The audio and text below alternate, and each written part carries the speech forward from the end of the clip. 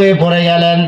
এমন একটা রোগ হয়েছে বাজার, সেই রোগের কোনো চিকিৎসা কোনো ডাক্তার করতে পারতেছে না। বাস্তব কথা বলতেছি বন্ধু, আমার সিরাজগঞ্জের কথা বলতেছি। এইবার কোনো ডাক্তারই কি করতে পারেন না, রিপোর্ট তৈরি করতে পারছেন না। কিন্তু তার তো আর কোনো জ্বালা যন্ত্রণা সহ্য হচ্ছে না। পেটের ভিতরে এক ধরনের পাথর হয়ে গেছে। এমন পাথর হয়েছে যেই পাথরের কারণে তার অপারেশন করা লাগবে। আজ থেকে 15-20 বছর আগের কথা বলতেছি বন্ধু। এই পাথর হয়ে গেছে, এমতো অবস্থায় যুবক তো ভয় ভীতিতে আক্রান্ত হয়ে গেল। হায় হায়, যদি আমি অপারেশন করে ফেলি, না জানি আমার কোন বিপদ হয়ে যায়, স্ত্রী সন্তানাদি রেখে আমি দুনিয়ার মায়া ত্যাগ করে চলে যাব। রব্বুল আলামিন, আমি কি অপরাধ করলাম যার কারণে আমার এই শাস্তিটা হচ্ছে? প্রত্যেকবার হসপিটালে যায়, প্রত্যেকবার হসপিটালে যাওয়ার পরে নিত্য নতুন ওষুধ দেয়, বলে খান ঠিক হয়ে যাবে। ওষুধ খায় কিন্তু কোনো পরিবর্তন নাই বন্ধু। ও মাওরা, শাশুড়িরা, তোমরা খুব খেয়াল করে শুনে রাখো বন্ধু, যুবক ভাইয়েরা, যারা আমরা মা বাবাকে কষ্ট দিচ্ছে, আমরা মা বাবার কথার অবাধ্য হচ্ছে, আমরা খুব খেয়াল করে শুনবো। এইবার কি করলেন বন্ধু, প্রত্যেকবার হসপিটালে যায়। এইবার লাস্ট মুহূর্তে হসপিটালে যাওয়ার পরে কি করছেন বন্ধু, ডাক্তার অপারেশন করার জন্য সিদ্ধান্ত দিয়েছেন যে আপনার অপারেশন না করলে কোনো উপায় নাই। এই অপারেশন করার ক্ষেত্রে বান্দা, তুমি যদি কি করতে পারো, অপারেশন করতে পারো, হয়তো তুমি বাঁচতেও পারো, মারাও যেতে পারো। এইবার কি করলেন, লাস্ট মুহূর্তে যখন হসপিটালে যাবে বন্ধু, মাকে ডাকদা বলতেছে, মা, জীবনে তো বহু অন্যায় করেছি, গুনাহের কাজ করেছি, স্ত্রীর কথা অনুযায়ী তোমার সাথে আমি খারাপ আচরণ করেছি। মা, লাস্ট বারে তোমার কাছে আমি মাপ চেয়ে যাচ্ছি মা। আর যদি ফিরে আসি তাহলে তো ফিরলাম, কিন্তু মনের ভিতরে ভয় ঢুকে গেছে, আমি তো আর মনে হয় ফিরবো না রে মা। তুমি আমাকে মাথার ভিতরে হাত দিয়ে দোয়া করে দাও, আমাকে মাফ করে দাও। ও বন্ধু, বিশ্বাস করো, আল্লাহ পাক রব্বুল আলামিন তাকে এমন মর্যাদাশীল বানাইলেন। হসপিটালে গেলেন, পরীক্ষা নিরীক্ষা হয়ে গেল। এইবার ডাক্তার ডাকতে বলতেছে, ভাই, তোমার অপারেশন করা লাগবে না, আল্লাহ পাক তোমার পাথর দূর করে দিয়েছে। জোরে কোন সুবহানাল্লাহ। এই জন্য বন্ধু, যারা এখন আমরা পরিবর্তন হয়ে নাই, যারা মা বাবার সাথে খারাপ আচরণ করতেছি, মা বাবার সাথে খারাপ বেয়াদবিমূলক আচরণ করতেছি, তাই আসুন, এখনো সময় আছে, আমরা পরিবর্তন হয়ে যাই। যদি আমি আপনি পরিবর্তন হতে পারি, আমি আপনি যদি মা বাবার খেদমত করে যেতে পারি, ইনশাআল্লাহ মা বাবা যদি আপনার উপর রাজি খুশি থাকে, তাহলে আল্লাহ পাক রব্বুল আলামিনও তার উপর রাজি খুশি। জোরে কোন সুবহানাল্লাহ। ও বন্ধু মুসলমান, বলতেছিলাম, মা বাবা রাজি খুশি নাই, আমি যদি হাজারো ইবাদত করি, হাজারো যদি কি করে ইবাদত বন্দিগির ভিতরে লিপ্ত থাকি, কিন্তু মা বাবা আমার আপনার উপর রাজি খুশি না, এই ইবাদত আমার আপনার আল্লাহর দরবারে কবুল হবে না, আসমান পর্যন্তই যাবে না। তার বাস্তব নমুনা দেখেন। জুরাইস পাদ্রী একজন আল্লাহর ওলি ছিলেন। এমন একজন আল্লাহর ওলি, সব সময় নীরবে আল্লাহর কাছে কান্না করতেন। তিনি কি করছেন, ইবাদতের ভিতরে মগ্ন থাকার জন্য বাড়িঘর ছেড়ে দিয়েছেন, সন্তানাদি ছেড়ে দিয়ে তিনি তার ইবাদত করার জন্য গির্জার ভিতরে চলে গেছেন। সুন্দর করে মাটি দিয়া এমন একটি ঘর বানাইছেন যে ঘরের ভিতরে আর কেউ প্রবেশ করতে পারবে না। এমন একটি ঘর সে তৈরি করলেন। ও বন্ধু মুসলমান, যেমন ঘর যখন তৈরি করলেন, ইবাদতের ভিতরে মশগুল হয়ে গেলেন। ইবাদতের ভিতরে মশগুল হওয়ার পর একদিন দুই দিন যখন এইভাবে ইবাদত করতেছেন বন্ধু, ইবাদত করতে করতে করতে করতে এক পর্যায়ে আল্লাহ পাকের কাছে অনেক নৈকট্যশীল হয়ে গেলেন। আল্লাহ পাকের দরবারে অনেক আল্লাহর ওলি হিসাবে সে কবুল হয়ে গেল। ও বন্ধু মুসলমান, একদিন জুরাইস পাদ্রী নামাজের ভিতরে দাঁড়ায় গেছে বন্ধু, খুব খেয়াল করে শুনবেন। নামাজের ভিতরে দাঁড়ায় গেছেন, দাঁড়ানোর পরে জুরাইস পাদ্রীর মা ডাকতে বলছে, বাবা জুরাইস, ও বাবা, তুমি একটু এদিকে আসো, তোমার সাথে আমার একটু কথা আছে। ও বাবা, তুমি আসো, তোমার সাথে আমি একটু আলাপ করব, আমার একটা জরুরত আছে, আমি তোমার সাথে পরামর্শ করব। জুরাইস পাদ্রী চিন্তা করলেন, হাই হাই, আমি তো সবেমাত্র নামাজে দাঁড়াইলাম, আমার মা ডাকতেছেন। এবার আল্লাহ ডাকতে বলেন, আল্লাহ, আমি তো নামাজে দাঁড়াইছি, আমি কেমনে ভাবে মার কথার জবাব দেই? এইবার একবার ডাক দিলেন, কোনো সাড়া নাই। দ্বিতীয়বার ডাক দিলেন, কোনো সাড়া নাই। তৃতীয়বার যখন মাকে ডাক দিলেন, মা ডাক দিলেন, সন্তান রে জুরাইস, তুমি কেন সাড়া দিচ্ছ না? আমি বিপদে পড়ে আছি। এই তৃতীয়বারেও যখন কোনো উত্তর পেল না বন্ধু, সাথে সাথে জুরাইস পাদ্রীর মা আল্লাহ তাআলার দরবারে দুইটা হাত তুলে দোয়া করলেন, রব্বুল আলামিন, যেই সন্তান আমার ডাকে সাড়া দিল না, ওই সন্তানের ডাকে তুমিও সাড়া দিও না।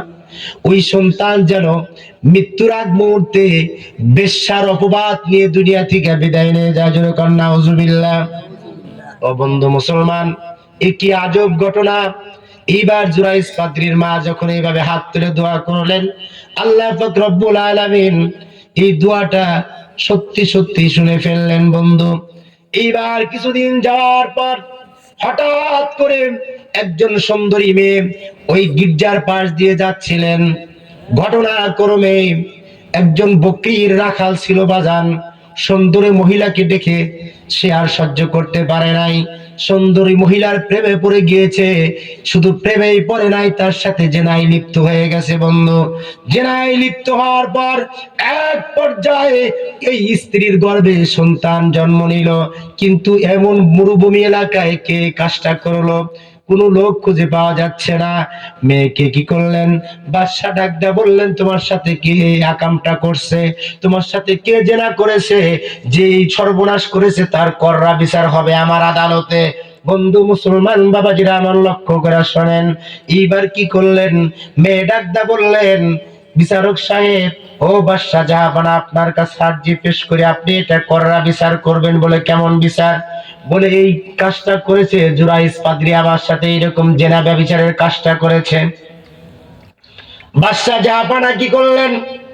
জুরাইস পাদ্রীকে খবর লাগায় দিলেন, যাও জুরাইসকে খবর লাগাও, সে যেন আমার দরবারে চলে আসে, আমি তার সাথে সাক্ষাৎ করব, তার কড়া বিচার করব। কেন সেই রকম খারাপ কাজের ভিতরে লিপ্ত হলো? কেন সেই রকম ভাবে জেনা ব্যভিচারের ভিতরে লিপ্ত হয়ে গেল? জুরাইস পাদ্রীর দরবারে গেলেন, যে কি করলেন? রাজার সৈন্য পণ্য যায় বিভিন্ন রকম ডাকাডাকি শুরু করছেন। জুরাইস পাদ্রী নামাজের ভিতরে দাঁড়ায় গেছেন, কোনো উত্তর দিতে পারতেছেন না। এমত অবস্থায় কি করলেন?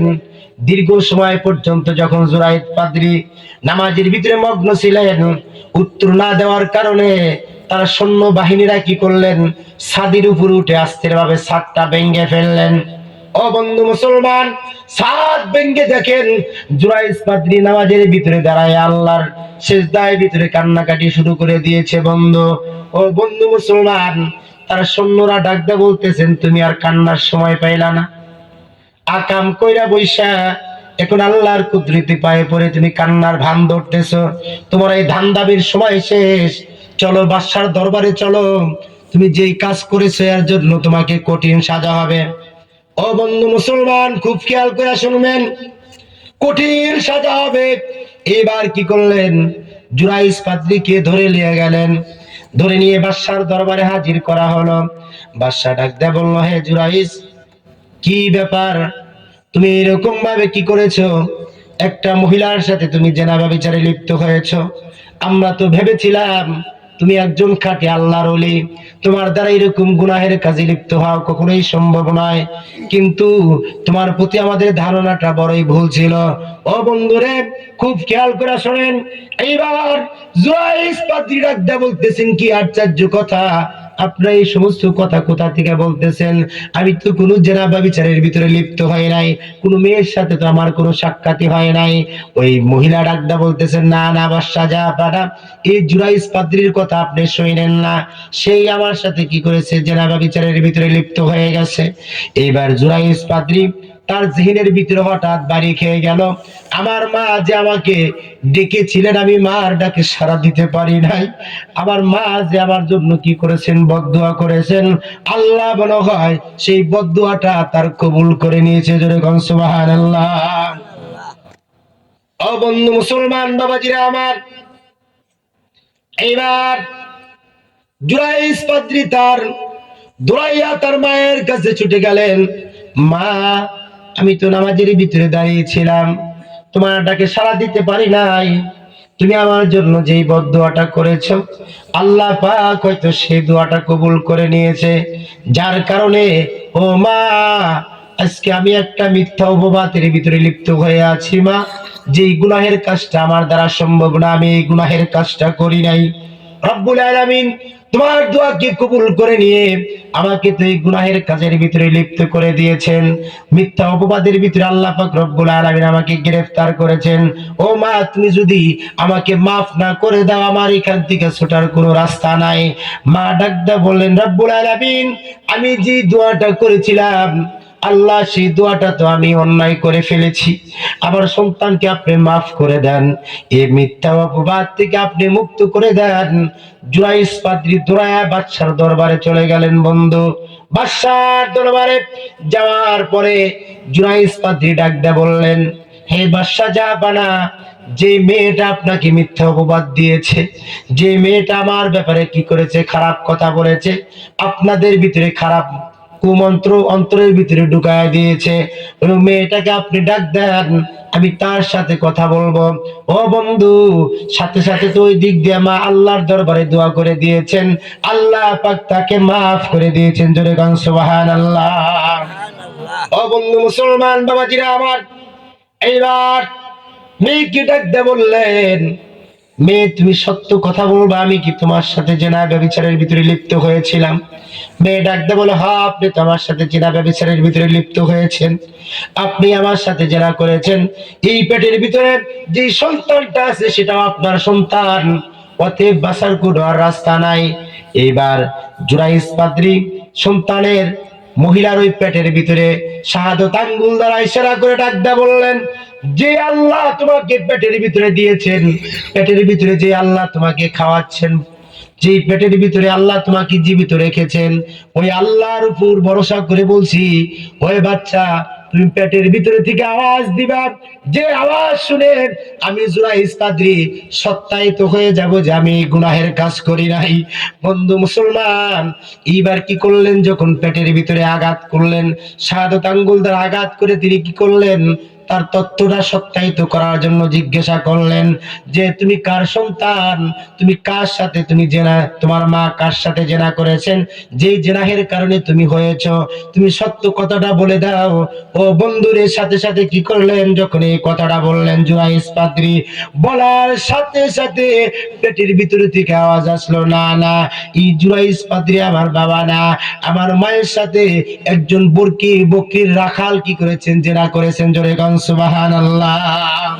কিতাবের ভিতরে অন্য আরেকটা কিতাবের ভিতরে এই মতান্তরে আরেকটা ভাবে লেখা হয়েছে যে কি করেছেন, সন্তান ভূমিষ্ঠ হয়ে গেছে, সন্তান ভূমিষ্ঠ হওয়ার পর তার বাবা খুঁজে পায় না, জুরাইস পাদ্রীর নাম দেওয়া হয়েছে।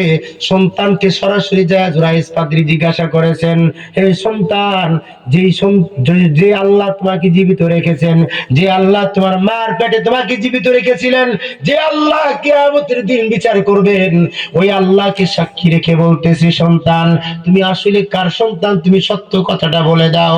ও বন্ধু মুসলমান, ওই কোলের বাচ্চা ডল্লার বাচ্চাটা জবান ফুলে বলে দিয়েছিলেন, আল্লাহকে সাক্ষী রেখে বলছি, এই জুরাইস পাদ্রী আমার মায়ের সাথে জেনা করে নাই, আমার মায়ের সাথে অবৈধ জেনাহের ভিতরে লিপ্ত ছিল, ওই যে বকরির রাখাল ছিল, ওই রাখাল আমার মায়ের সাথে জেনা করেছিল। জোরে গান সুবহানাল্লাহ। একটু জিকির করে লা ইলাহা